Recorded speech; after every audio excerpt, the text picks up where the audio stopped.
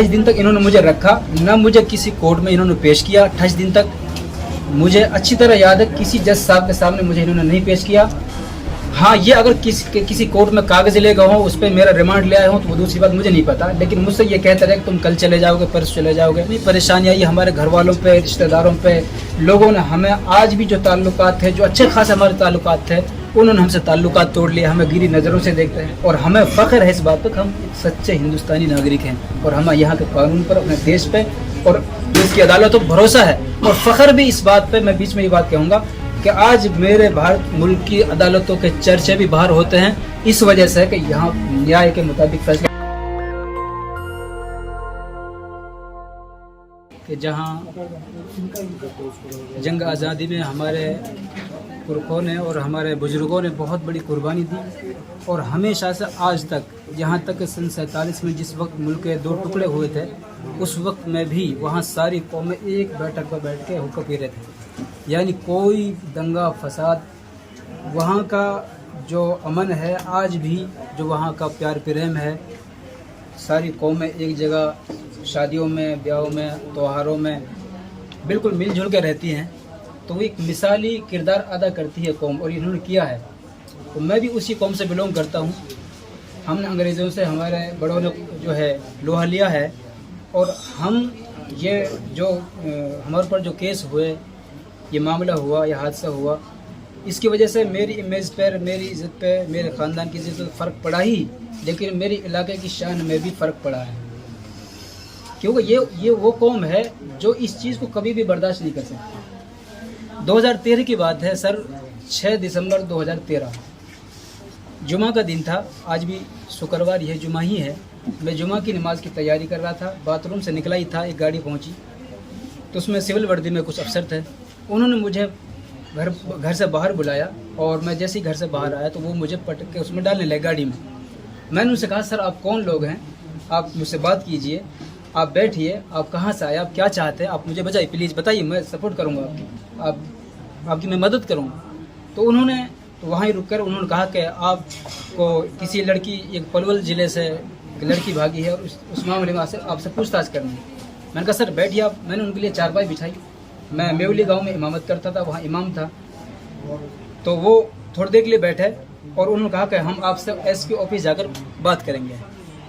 मैंने कहा सर नमाज का वक्त करीब है, बिल्कुल 10 मिनट हैं और लोग इंतज़ार कर रहे हैं मस्जिद में, तो मैं नमाज़ पढ़ाऊँ, उसके बाद फिर मैं आपके साथ चलूँगा। कोई बात नहीं, गांव के 1-2 लोग और भी चलेंगे, आपकी तफ्तीश में हम मदद करेंगे। मैंने जुमा की नमाज़ पढ़ाई। इन्होंने उस वक्त पूरे गांव को घेर लिया था। कमांडो और फोर्सेस इन्होंने बुला ली और बहुत सारी पुलिस इन्होंने बुला के ली। मस्जिद के आगे जब ये पहुँच गए तो मैं जब निकला और मुक्तदी निकले तो उन्होंने कहा, इमाम साहब क्या मामला? मैंने कहा कोई मामला तो कुछ भी नहीं है। खैर, तो मैं इनके साथ नूह एसपी ऑफिस आ गया। एसपी साहब के ऑफिस में जब आए तो एसपी साहब उस वक्त निकल रहे थे। उन्होंने पूछा क्या मामला, तो कहने लगे सर पूछताछ करनी है। बोले पूछताछ करनी, ये ले जाना है? बोले नहीं सर पूछताछ करनी खाली। बोले कोई बात नहीं, करो। तो उन्होंने कहा सर ये इसके साथ जो लोग हैं ये डिस्टर्ब करेंगे। तो कहा, एसपी साहब ने कहा कि ये कोई डिस्टर्ब नहीं करेगा, ये बाहर रहेंगे, आप पूछताछ करो इनका। तो इन्होंने मुझे एसपी ऑफिस में लाके बिठा दिया। तकरीबन आधे घंटे तक मुझे बिठाए रखा और उसके बाद में दूसरे रास्तों से इन्होंने मुझे दूसरी गाड़ी में बिठाकर दिल्ली लाके छोड़ा। उस वक्त रात हो चुकी थी और ये तकरीबन इन्होंने उठाया था मुझे 3 बजे, लगभग 2:45 बजे करीब। तो उस वक्त बीच में इन्होंने एक नूह में कोई स्याही थाना उसमें रखा 3-4 घंटे, और वहाँ मुझे इन्होंने बहुत ज़्यादा टॉर्चर किया, बहुत ही ज़्यादा। वहाँ से फिर रात में मुझे दिल्ली लेकर आया। यहाँ इन्होंने मुझसे कोई स्टेटमेंट नहीं लिया और ये तकरीबन 28 दिन तक इन्होंने मुझे रखा, न मुझे किसी कोर्ट में इन्होंने पेश किया। 28 दिन तक मुझे अच्छी तरह याद है, किसी जज साहब के सामने मुझे इन्होंने नहीं पेश किया। हाँ, ये अगर किसी कोर्ट में कागज़ ले गए हो, उस पर मेरा रिमांड ले आए हो, तो वो दूसरी बात मुझे नहीं पता। लेकिन मुझसे ये कहते रहे कि तुम कल चले जाओगे, परसों चले जाओगे, और मुझसे तकरीबन 300 या 250 करीब तकरीबन कागज़ों पर इन्होंने अलग अलग जगह पर साइन कराया कि आप बस साइन करते रहो।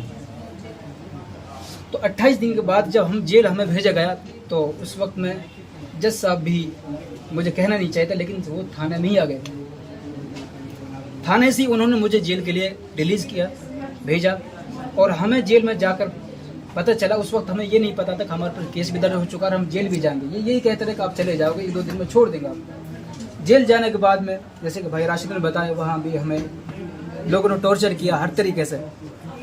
तो कुछ दिन बाद जब रिलीफ हुआ तो हम वहाँ लीगल जो चक्कर पे वो होती है, जो प्रोसीजर होता है, उसके तहत हम वहाँ जब पूछे वकील साहब से, हमने राय मशवरा ली, तो उन्होंने बताया कि भाई आपका FIR नंबर हम तारीख पर आए, 15 दिन में उस वक्त तारीख लगती थी।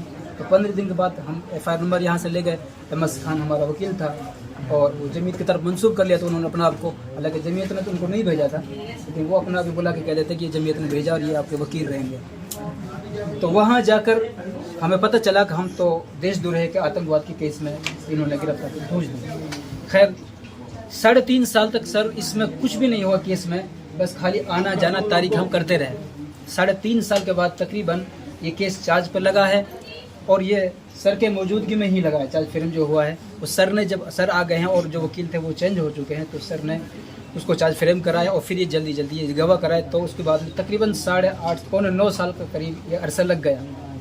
इस अरसे में हम पे जितनी परेशानी आई, हमारे घर वालों पे, रिश्तेदारों पे, लोगों ने हमें आज भी जो ताल्लुकात थे, जो अच्छे खासे हमारे ताल्लुकात थे, उन्होंने हमसे ताल्लुकात तोड़ लिए, हमें गिरी नज़रों से देखते हैं। क्योंकि मैंने बताया कि मैं उस इलाके से हूँ तो वहाँ ये चीज़ दूर दूर के भी नहीं है और हमें फ़ख्र है इस बात पर कि हम एक सच्चे हिंदुस्तानी नागरिक हैं और हमें यहाँ के कानून पर, अपने देश पे और देश की अदालतों पर भरोसा है। और फ़ख्र भी इस बात पे, मैं बीच में ये बात कहूँगा कि आज मेरे भारत मुल्क की अदालतों के चर्चे भी बाहर होते हैं इस वजह से कि यहाँ न्याय के मुताबिक फैसला होता है। अगरचे कुछ देर हो जाती है, वो देर इसलिए होती है, हमने ये देखा, तजर्बा किया है कि कोर्ट को गुमराह किया जाता है। हमने कई बार रिकॉर्डिंग दिखाई, सर को भी दिखाई कि गवाह आया हुआ है कोर्ट के बाहर और वो पुलिस ने कह दिया अंदर जाकर कि सर जाम में फंसा हुआ, वो आज नहीं आ पाएगा और उसको आप नेक्स्ट तारीख दे दीजिए, इसमें डेट बढ़ा दीजिए। तो कोर्ट इसमें क्या करेगा? कोर्ट तो सब तो अंदर बैठे हैं, उनको क्या पता कि कौन आ रहा कौन नहीं जा रहा। तो उसका जो है फिर हम उस कई बार हमारे जो घर वाले आते थे तो उन लोगों ने उसकी वीडियो बनाकर सर को दिखाई, सर ने उनके सामने पेश की, जज साहब के सामने, कि देखो गवाह यहाँ कोर्ट के बाहर खड़ा हुआ है और इसको यहीं से भगा दिया और आपको कह दिया कि वो आए नहीं है, वो जाम में फंसा हुआ है, वो नहीं आ पाएंगे। इस तरह कोर्ट के वक्त को इन्होंने ये ज़्यादा से ज़्यादा वक्त लेते हैं। जेल में जाकर भी इनके लोग कुछ तो मुलजिम बन के जाते हैं, कुछ एजेंसियों को अथॉरिटी होती है कि वो डायरेक्ट चले भी जाते हैं। वहाँ भी हमें ये कहा गया कि आप 3 साल से, जब 3 साल हुए थे हमको, उसी वक्त से ये कहने लगे कि आप प्लीज़ गिल्टी कर लो, आप गलती मान लो, हम आपको छुड़वा देंगे, आप परत साहब को छोड़ दो, हम आपको अच्छा वकील देंगे और ये जो है जज साहब को आपको बहुत लटकाए रखेगा, आपको मुकदमों को लंबा खींच देगा, हम आपको छुड़वा देंगे, आप इनको बदल दो, चेंज कर दो और आपको हम बेहतर से बेहतर वकील देंगे और आप पैसा भी मत देना। तो ये इन्होंने बहुत कोशिश इसकी की, लेकिन फिर हम सर से भी कहते थे क्योंकि हम टूट चुके थे। इन्होंने हमें इस तरह से गुमराह किया कि हम ये मानने के लिए तैयार थे। जब 9 साल के बाद आप लोग बाहर निकले तो आपकी जिंदगी में क्या बदलाव आया है? आपने क्या कुछ खोया है इसमें? सर मैं जेल में तो रहा हूँ तकरीबन 5.5 साल। मेरी बेल हुई थी हाई कोर्ट से 2018 में, लास्ट में सर की कोशिशों से हुई। सर का बहुत बहुत एहसान है। तो 3.5 साल तकरीबन मैंने बाहर से केस लड़ा है, मैं गया हूँ तारीखों पर। लेकिन जिस वक्त मैं 5.5 साल के बाद अपना घर लौटा तो उस वक्त में सर बिल्कुल सब कुछ उजड़ गया था। हमारे जो माँ बाप थे उनकी आंखें खुश्क हो चुकी थी, वो बिल्कुल बुजुर्ग हो चुके थे, बच्चे बिल्कुल मतलब ये कि बेपहचान हो गए थे, पहचान में भी नहीं आते मुझसे। क्या नहीं, जो बच्चियाँ मेरी छोटी छोटी थी तो वो बड़ी हो गई 9 साल में, तो 5.5 साल। साहब कहाँ से ये दोनों लोग एक ही साथ गिरफ्तार हुए थे? नहीं, एक साथ नहीं हुए थे। हम थोड़ा पीछे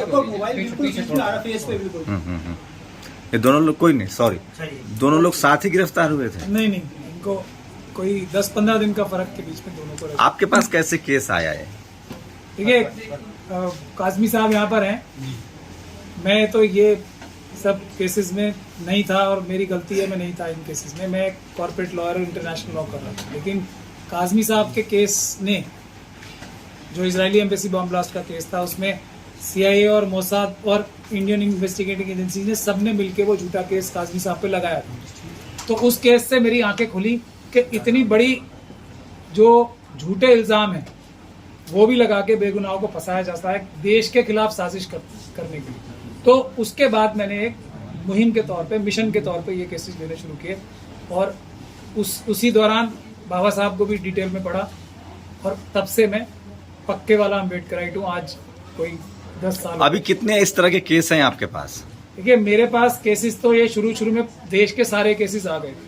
फिर जो हमारी मनुवादी ताकतें हैं उन्होंने साजिश की, हमारी जो जमीयतें जमातें हैं उन्होंने साजिश की कि किसी भी तरीके से ये केसेस मेरे पास से जाने चाहिए। तो ये जैसे ये बता रहे हैं ना कि अभी किसी बात के लिए इनको जोर दिया जाता है कि दुनिया में कोई भी वकील हम आपको दिला देंगे, प्राचा साहब को हटवा दोगे, फिर सबसे मदद होगी, आपको छोड़ भी दिया जाएगा, ये सब कार्रवाई होगी। तो इस साजिश के बावजूद भी मैंने जो भी केस अब मेरे पास बचे हैं, सब में ना सिर्फ 100% रिजल्ट है, सब में बरी हुए हैं, अच्छे रिजल्ट्स आए, बल्कि मेरी जो सबसे बड़ी गलती है, जो जिसकी वजह से मेरे पीछे पड़ते सब, कि मैं ये भी कहता हूँ कि इन लोगों को अगर बेगुनाह फंसाया गया तो उन लोगों के खिलाफ भी कार्रवाई होनी चाहिए जो पुलिस के अधिकारी इतने बड़े बड़े केसेस में झूठा लोगों को फंसाते हैं, पूरी कम्युनिटीज़ की।